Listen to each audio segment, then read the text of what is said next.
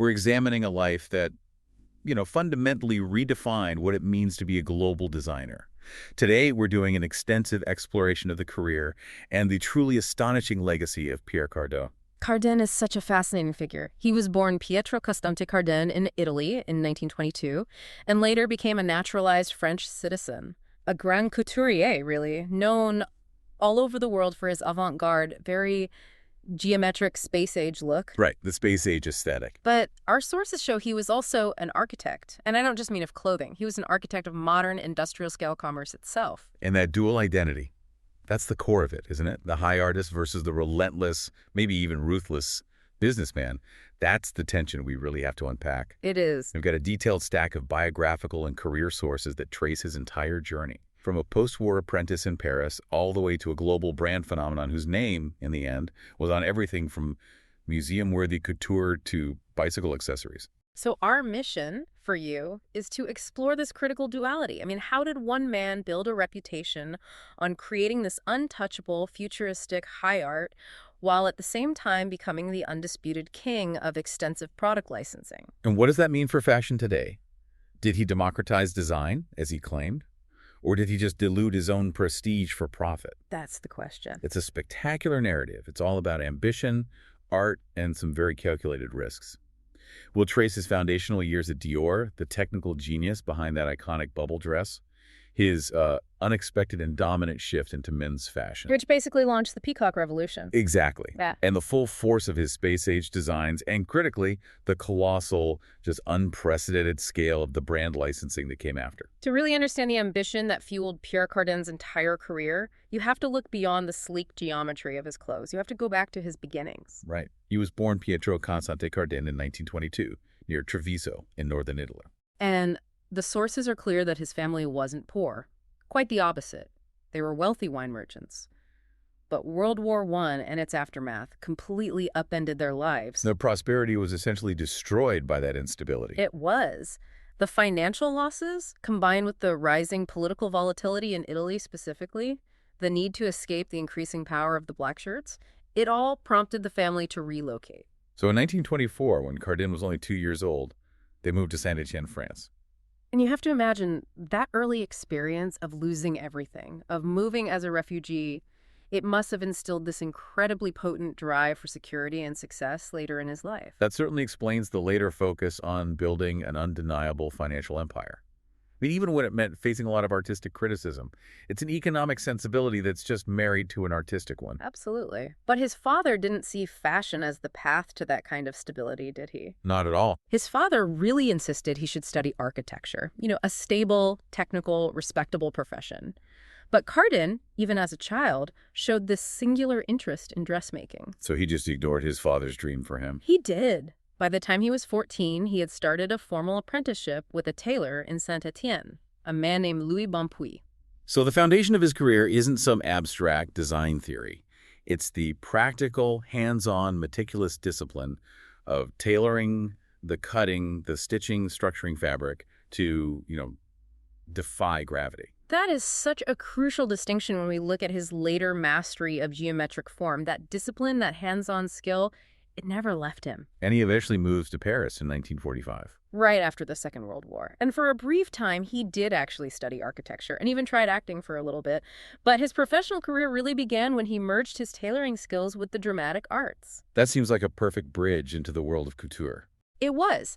He was introduced to the visionary filmmaker and artist Jean Cocteau, and Cocteau hired him to create the costumes for his 1946 masterpiece film, Beauty and the Beast. La Belle et la Bête. Exactly. Cardin himself later said that this work, coming from theater and film, was where he earned his first real money and truly began his journey.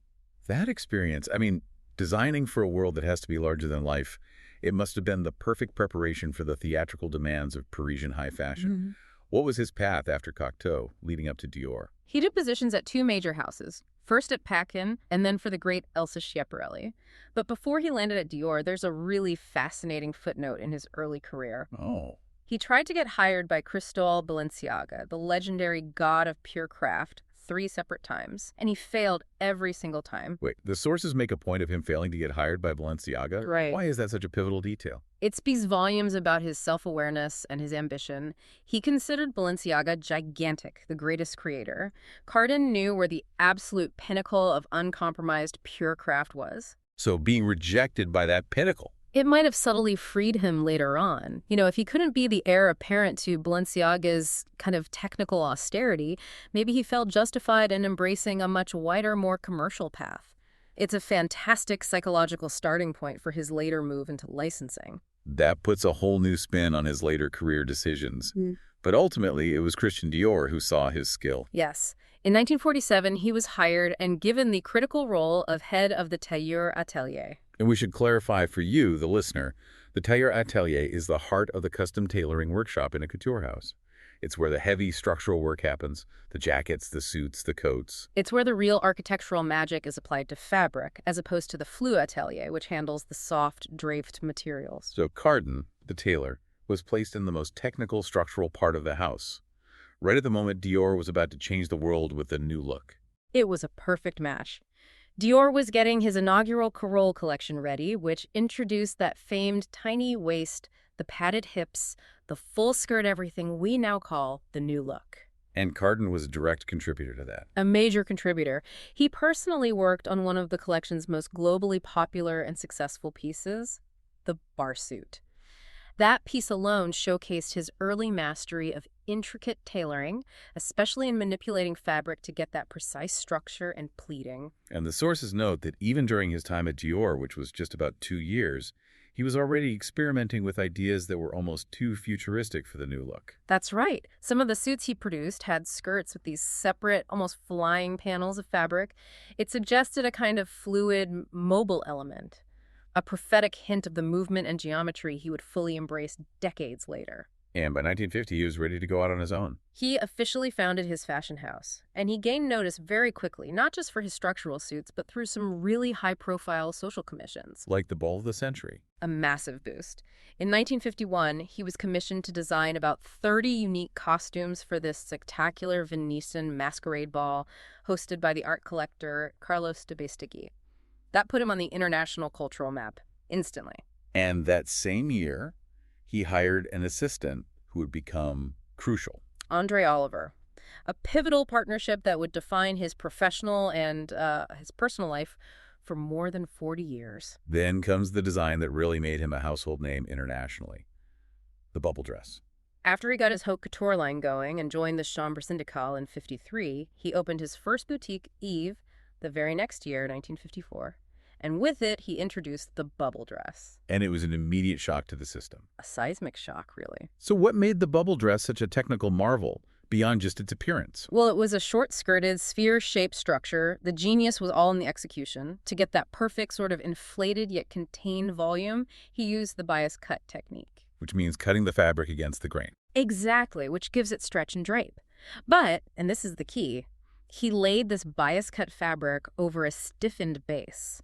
Sometimes a very light wire or a stiff underlining that created the foundational structure, forcing the fabric into that perfect, floating, rounded shape. So it was avant-garde sculpture, but you could actually wear it. And easily wearable. That was the magic. It wasn't just a museum piece. So he was taking a really complex tailoring technique and using it to create a shape that just defied the dominant lean silhouettes of the era. He was, and by 1957, his collections were commanding serious global attention. That year's collection was crucial because it showed his range. He emphasized 2 contrasting silhouettes at the same time. Okay, what were they? First, there was the lean, simplified, unwaisted chemise dress. It really anticipated the looser shift shapes that would dominate the early 60s. And the second was the wonderfully named navette line. The navette. It's French for weaving shuttle. And if you picture the shape of a weaving shuttle, that pointed oval, he took that outline and applied it to the skirt. How did that work? The design had an unusually high waist, giving fullness over the hips, but then the fabric tapered down severely and drew in tightly right around the knee. That sounds almost impossible to wear. Like a Greek amphora or a vase. That must have required incredible skill. It required precision drafting and a combination of stiff interfacing and inner structuring to hold that taper while still allowing the wearer to move. It's proof of why, even before he really exploded, Christian Dior himself publicly suggested in early '57 that Cardin could easily become French couture's leading light. And when Dior died that October, Cardin was immediately named by the press as one of the 3 young designers most likely to fill that void. and he proved his forward-thinking business sense right away by looking east, long before that was common for high fashion. Absolutely. In 1957, he was the first French couturier to deliberately and professionally target Japan as a major high fashion market. That trip led to his discovery of the model Hiroko Matsumoto, Who became one of his primary muses. and a globally recognized face associated with his structural purity all through the 1960s. He was already thinking globally, not just about Paris. And he also planted the seed for what would become his most profitable pivot, menswear. He opened his men's boutique, Adam, in 1957. Yes, though he started cautiously, just small items at first, like high-quality, squared-off bodés and unusual, luxurious fabrics. But the seed was planted.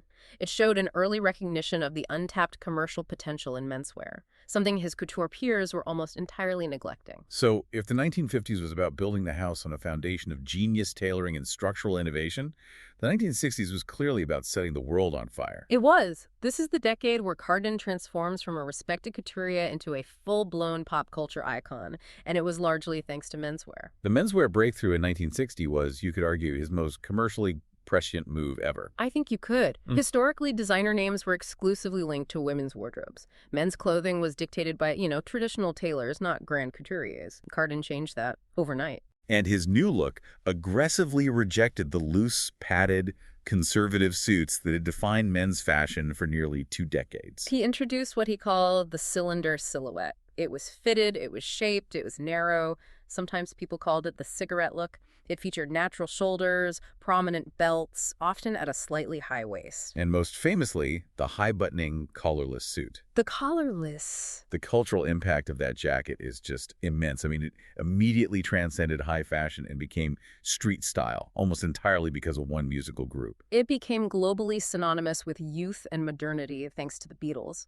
In 1963, the Beatles' tailor, a man named Dougie Millings, famously copied Cardin's 1960 collarless suit design for the band. And the image of the Fab Four in those clean, minimalist, collarless jackets, it just projected Cardin's aesthetic onto every television set in the world. It did. And that adoption catapulted him beyond the confines of Parisian couture. It established him as the main non-British figure of the burgeoning Peacock Revolution. The movement where men began to embrace color, texture, and designer names for the first time, really. Cardin was the one who successfully taught men that their clothes could and should have a designer's name attached, just as women had learned decades before. And the commercial proof was undeniable. Oh, the number. By the end of the decade, specifically by 1968, menswear accounted for a staggering 2/3 of his total apparel sales. He had completely cornered the market. That financial data is the first major indication of his commercial genius, just superseding his artistic pedigree. He used couture to build credibility, but the real money came from making that aesthetic accessible to the masses, especially in menswear. It's the perfect example of that art versus commerce tension we talked about. While someone like Balenciaga might have looked down on it, Cardin was building an empire that ensured his brand's survival and prosperity. And while he was doing that, he was also pioneering his other major influence of the decade, the space age aesthetic. Yes, which became his signature. Where did that powerful futuristic inspiration come from? It wasn't just a philosophical idea. The sources say it was tied to geopolitical reality. It was directly inspired by the Soviet Union. Cardin took a trip there in 1963, right at the peak of the Cold War space race, only 2 years after Yuri Gagarin's orbital flight. And he was inspired by the cosmonauts. Deeply inspired, specifically by photographs of Valentina Tereshkova, the first woman in space. Seeing her in her functional, helmeted jumpsuit was a revelation for him. So the sheer ambition of the space race, that technological optimism, it translated directly onto his runway, resulting in his Cosmocore line. Right. By 1966, this menswear line was the definition of futurism. It was functional, uniform-like, heavily structural. You should picture jumpsuits, tunics belted low on the hip, flared trousers. And all characterized by that strong functional hardware. Exactly. Prominent, often oversized, ring-pulled zippers paired with these minimalist, ultra-modern boots that sometimes went up to the mid-calf or even the knee. And this wasn't just runway fantasy.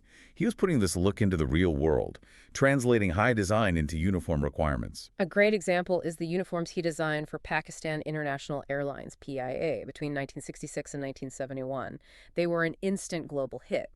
It showed his futuristic vision was practical and commercially viable for a massive institution. Now, for women's wear, the space-age aesthetic allowed him to be even more daring with materials and geometry. The women's wear was pure sculpture. It featured extreme mini lengths, stark geometric cutouts, we're talking T-bar necks, large circles, target patterns on A-line shift mini dresses. And he pushed the boundaries with non-traditional materials. Absolutely. He used things like metallic silver leather, high-gloss vinyl, phosphorescent fabrics, and his own chemically engineered, heat-molded Cardin fabric. Cardin fabric. What was the technical innovation there? Cardin was a fascinating creation. It was a synthetic blend that could be heat-molded into permanent, rigid geometric shapes. This meant he could create dresses and coats that held these sharp architectural angles that traditional woven textiles just couldn't achieve without heavy interfacing or wiring. So it was the perfect textile expression of his architectural background. Exactly. And the most controversial part of this, pushing the envelope into nudity, were the cutouts. Yes, he was the leading proponent of the cutout trend. He used them to reveal the midriff or the back beneath an overlaying geometric shape.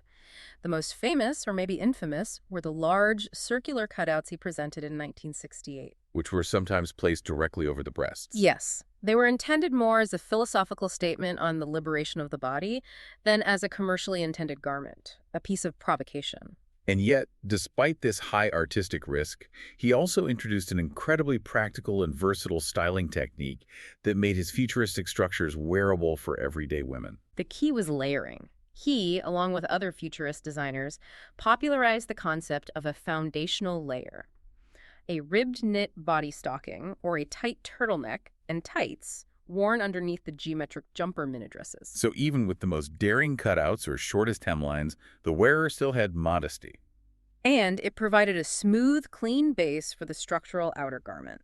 This look was frequently finished with high leather or vinyl stretch boots that went all the way up to the thigh. That structural mastery is just undeniable. But here's the fascinating contradiction. Cardin, the architect of the space age, the champion of unisex looks, he initially had a very traditionalist view on women wearing pants. It's an almost unbelievable paradox. Even as he was inspired by cosmonaut jumpsuits and putting ring-pull zippers on his Cosmocore line, Cardin publicly resisted and denounced women wearing trousers for everyday use. And this was after André Courageous had already started promoting them heavily in 1964. Right. Cardin maintained that very traditional stance all the way until 1968. So what broke the dam? How did he justify the shift? When he finally did introduce trousers for women in 1968, he framed it not as a concession, but as part of an even more progressive movement, unisex fashion. A clever pivot. A very sophisticated one.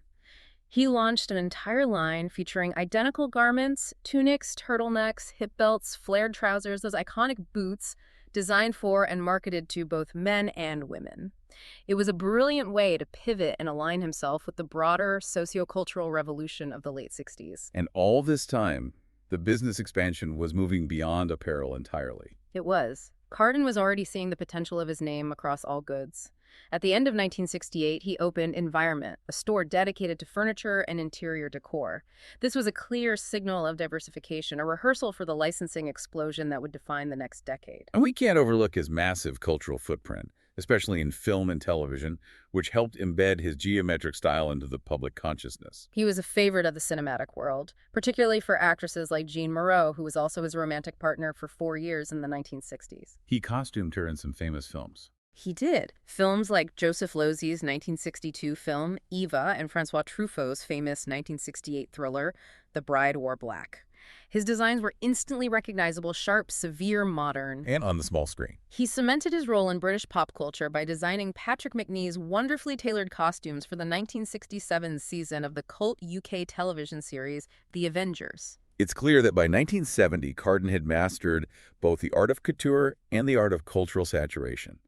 But the next 2 decades would reveal just how far he was willing to push that business model. As we move into the 1970s, Cardin's career becomes this complex study in opposition.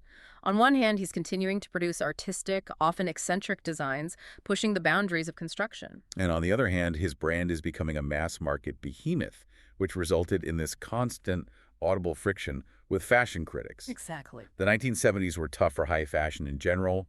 There was a global shift towards casualization, and the industry tried and largely failed to dictate hemlines with the disastrous midi skirt trend.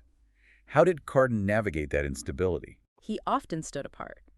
By the mid-70s, his women's wear was frequently labeled as eccentric, too futuristic, too structural, too large, especially when you compare it to the relaxed boho styles and wrap dresses that were dominating the market. But his output was enormous. The sheer volume compensated for it. His shows were huge, sometimes featuring hundreds of outfits. So while the spotlight fell on the extremes, he was also offering more wearable pieces. But he never abandoned the space age entirely, did he? Unlike many of his contemporaries. He held onto that aesthetic longer than most. He would continue to blend the futuristic with the soft. For example, he might pair a flowing, tiered chiffon skirt, a very soft material, with a severe vinyl geometric jacket. And what about the hemline wars? The mini versus the midi? When the industry tried to impose mid-calf midi skirts in 1970, Cardin, along with Courges, was one of the few prominent designers to continue featuring and advocating for the miniskirt in his couture collections. That's a crucial position to take. He was seen as defending personal choice and fashion, not just following industry mandates.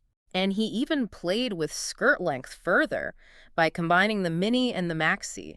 He introduced this fascinating, almost transitional look, featuring very short skirts with long dangling panels or fringes or even pom-pom features hanging down to the ankle. He called it mod chic. A fusion of the extremely short and the ankle length. Exactly. It allowed him to operate outside the strict rules of the time. His commitment to futurism wasn't just on the runway either. It became official. It did. In 1970, Cardin made a pivotal trip to the Johnson Space Center.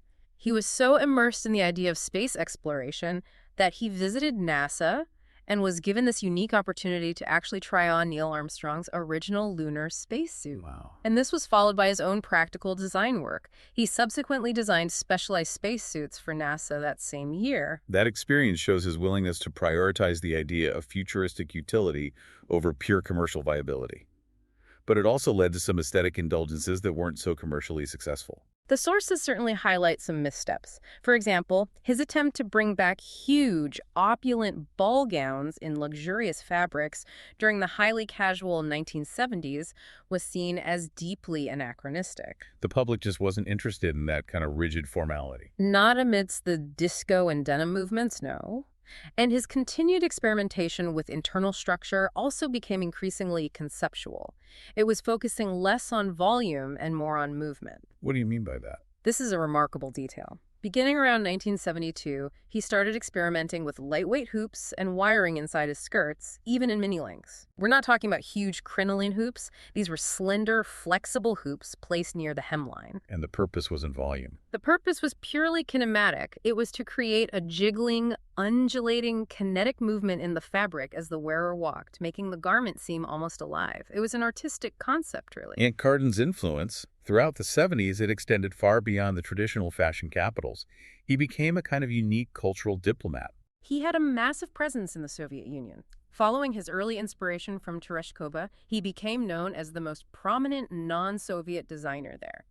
He developed a close friendship with the legendary ballerina Maya Plisitskaya, whom he met in 1971. And she became a muse. A friend, a muse, and a frequent wearer of his designs. She cemented his popularity and influence in the USSR, an influence that later extended to dressing political figures like Raisa Gorbachev in the 1980s. And he also got involved in redesigning a national garment in Southeast Asia. Yes, in 1971, he redesigned the Philippines' national costume, the Barong Tagalog. Historically, the barong was often elaborate, with heavy embroidery and specific cuffs.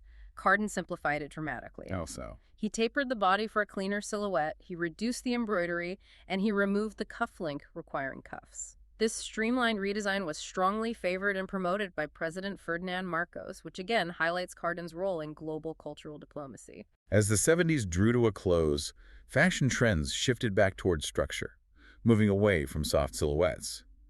This structural revival must have played directly into Cardin's innate strength as a master tailor.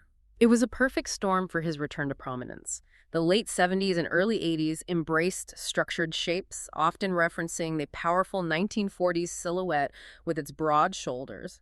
Cardin was uniquely positioned to lead this. And he showcased some of the broadest and most severely tailored shoulders in all of Paris. Which brings us to a specific, unique architectural detail, the pagoda shoulder. What was that exactly? Cardin introduced the pagoda shoulder in early 1979, and this was not just a broad shoulder pad. It was a sophisticated architectural detail where the padded shoulders were tailored and structured to cant dramatically upward and outward at the outer edge. It gave the impression of a sharp, concave slope. And the sources connect this directly to his increasing involvement in Asia. Yes. The distinctive upturned outer edges were directly inspired by the sight of traditional Chinese rooflines, which he had observed during his increasing travels there. This Asian focus was formalized in 1979 when he began working as a consultant to China's Agency for Trade in Textiles. And he hosted the first fashion show by a Western designer in China in decades. A huge cultural moment. And his love for geometric severity continued fiercely into the 1980s, where he doubled down on his most eccentric techniques. The 80s were all about power dressing and geometry. And Cardin embraced that. Huge, wide shoulders, often rivaling the scale of designers like Claude Montana. He continued to play with the rigid geometry he loved, molding squares, hearts, or triangles directly into the sleeve tops. And he didn't abandon his structural tricks. He continued wiring hoops into sleeves and the hems of short skirts, ensuring the fabrics maintained a sharp, undulating definition. So now we arrive at the defining business narrative of his life, the licensing empire. The tension between Cardin, the architect of high art, and Cardin, the manufacturer of thousands of, non-adjacent commercial goods. It just exploded in the 1970s and 80s. This is where we have to stop and really talk about scale. While he was showing gravity-defying pagodas and spacesuits in Paris, the brand itself underwent this radical, almost uncontrolled expansion. He fully embraced the idea that a designer's name could and should extend far beyond the traditional luxury goods perfume. Scarves, maybe glasses. Far beyond what other fashion houses were willing to do. So how extensive are we talking? What were the numbers behind this expansion? The scale is just staggering. By the late 1970s, his name was on well over 2,000 different products. They were distributed in more than 120 countries through a network of more than 350 separate license programs. And the product categories were wildly non-adjacent. It reflected a philosophy of total brand ubiquity. It did. Give us some of the most surprising examples the sources mentioned. It wasn't just clothing and accessories, right? Oh, not at all. It was everything. Cookware, flatware, heaters, lamps, desk sets, bicycle accessories, garden hoses, stoves, even wine. It's hard to find a product category that didn't feature the Pierre Cardin logo at some point. He treated his name as a marketable stamp of taste and quality, no matter what the object was. That's right, and this generated incredible, unprecedented financial success, but it came at the cost of his standing among the fashion elite. The critics were brutal. The sources quote them, saying his cachet crashed. It did, but the financial returns were undeniable. By the late 1980s, his network had grown to about 800 licensees globally. Wholesale sales were estimated at $1 billion annually. Which earned Cardin personally a colossal sum. Around $80 million annually from royalties alone. The criticism was that a luxury brand relies on exclusivity and rarity. And once you put the name on everything, from a high-end suit to a cheap plastic keychain, you dilute the very prestige that allowed you to charge high prices in the first place. That is the core of the debate. Critics quoted in the sources were horrified. They claimed he had sold his name for toilet paper and argued that the proliferation of his name on cheap goods undermined the integrity of his couture house. They saw it as financial greed, destroying artistic value. But Cardin had a philosophical defense for this, didn't he? He argued it wasn't just about the money. He absolutely did. Cardin's counter-argument, which he stated frequently, was that the future is luxury for all. He believed it was snobbish to restrict good design to only the wealthy elite. So he saw the proliferation of his name as a form of artistic democracy. Exactly, bringing style and a sense of refinement to mass-market goods, whether it was an affordable flatware set or the interior of a mid-range car. So he viewed the critics as elitists who wanted to keep good taste locked up. Precisely. for Cardin, the sheer profitability of the licensing proved that the public valued his aesthetic and that his name had immense commercial value, even if the goods were non-adjacent to fashion.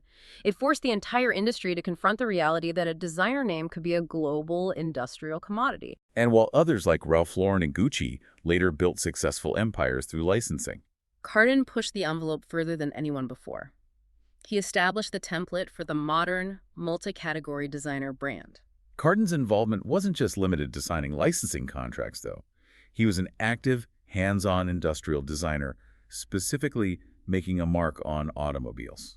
His first notable foray into automotive design was for the French Simca 1100, where he designed the interior in 1969. But his most daring, almost outlandish collaboration was with the American Motors Corporation, or AMC. That was a bold move for a French couturier to partner with a Detroit automaker in the early 1970s. It was revolutionary. For the 1972 and 1973 model years, Cardin designed a specialized trim package for the AMC Javelin. It was one of the first American cars to offer a unique interior designed by a famous Parisian fashion figure. And this was during a period when Detroit interiors were notoriously conservative. Very. So what made this interior so dramatic? We need to visualize the full aesthetic force of Cardin's geometric style applied to car seats. It was pure, unadulterated 1970s Cardin. The interior featured a dramatic, mirrored, multicolored pleated stripe pattern. The color palette itself was high fashion meets muscle car. Bold tones of Chinese red, plum, white, and silver, all set against a severe black background. So the seats looked less like upholstery and more like a geometric abstract painting. The sources described it as one of the wildest fabrics and patterns ever seen in any American car. It completely defied the convention of the American consumer at the time. It sounds like a true collector's item now. How many of those unique javelins were actually produced? Due to the specialized nature and the limited years of production, only 4,152 of the AMC Javelin Cardin Edition cars were ever made. It was a spectacular, if short-lived, collision between Parisian avant-garde and Detroit steel. And finally, he expanded his interest beyond design and into hospitality and real estate, securing a massive cultural landmark in Paris. In 1981, Cardin acquired the incredibly prestigious and iconic Parisian restaurant, Maxim's. This was more than a business deal, it was a cultural acquisition, and he immediately leveraged the Maxim's brand to expand his cultural influence in Asia. By opening an outpost in Beijing in 1983. Yes, and this was hugely significant. Maxim's in Beijing became one of the very first international high-end luxury brands to operate in mainland China during that era. It positioned Cardin as an unparalleled cultural bridge builder. And the restaurant is still there. It remains an enduring cultural landmark in the city. He also purchased property like the historic Venetian Palazzo, Ca' Bragadin, a building associated with Casanova, further cementing his interests in cultural preservation and international presence. Cardin's career was a testament to creative stamina, and it was supported by a cohort of influential muses and collaborators who helped translate his often extreme ideas into cultural movements. We've mentioned several key figures. There was the model, Hiroko Matsumoto, who brought an elegant architectural purity to his early designs, and the actress Jean Moreau, who embodied the sophisticated, slightly rebellious woman of the 1960s. A relationship that lasted 4 years, and then the figures who tied him directly to the geopolitical and cultural pulse of the Soviet bloc. Cosmonaut Valentina Tereshkova, whose image in her functional spacesuit inspired his entire space-age aesthetic. And the formidable ballerina Maya Plisitskaya, a long-term friend and muse who showcased his designs all across the USSR, paving the way for his influence on figures like Reza Gorbachev. We should also note the structure of his personal life, which often blurred with his professional one. Yes. While Cardin openly described himself as mostly gay, his life included both that significant relationship with Jean Moreau and his foundational long-term business and life partnership with André Oliver. Oliver was his associate designer for decades. Right alongside him until his death in 1993.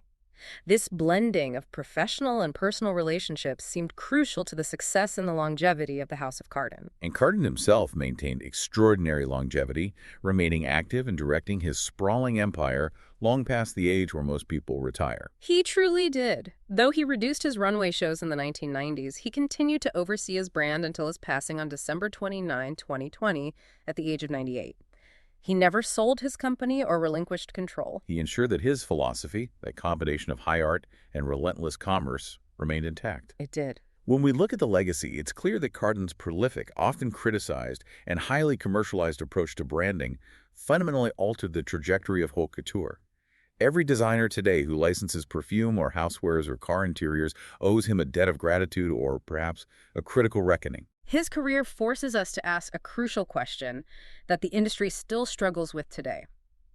If a structure or a silhouette is avant-garde enough to earn a spot in museum, but the label is simultaneously on thousands of mass-produced, highly affordable, lower-priced goods, whether it's a kitchen appliance or a tie, does that commercial ubiquity automatically erode the artistic value? Or, conversely, did his mass market approach simply make high design globally accessible, broadening the cultural conversation around fashion in a way that actually protected the longevity and financial solvency of his core artistic house from the pressures that sunk many of his contemporaries? It is a fascinating dilemma for you to mull over when you next see a designer name on a product that seems wildly out of place. Thanks for listening.